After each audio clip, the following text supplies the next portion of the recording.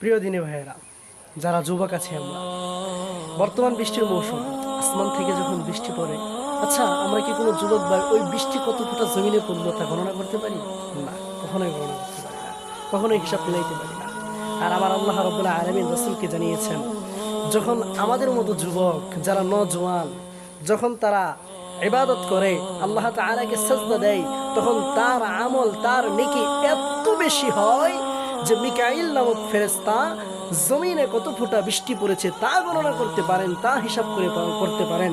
কিন্তু বান্দা যে আল্লাহ তাআলাকে সেজদা দিল, আল্লাহ তাআলার কাছে ইস্তিগফার করলো, রাসূলকে দুরূদ পাঠাইলো, বান্দা যে আল্লাহ তাআলার দিকে ফিরে আসলো, এই যে তার আমল, এই যে তার নেকি, তার এত পরিমাণে সওয়াব হয়। মিকাইল বলে বৃষ্টির কত ফোঁটা জমিনে পড়েছে আমি গণনা করতে পারি, কিন্তু বান্দা যে আমল করলো, যুবক যে আল্লাহ তাআলাকে সাজদা দিল, সেই সাজদা দিয়ে কত সওয়াব কামিয়েছে আমি মিকাইলও তা গুনতে পারি।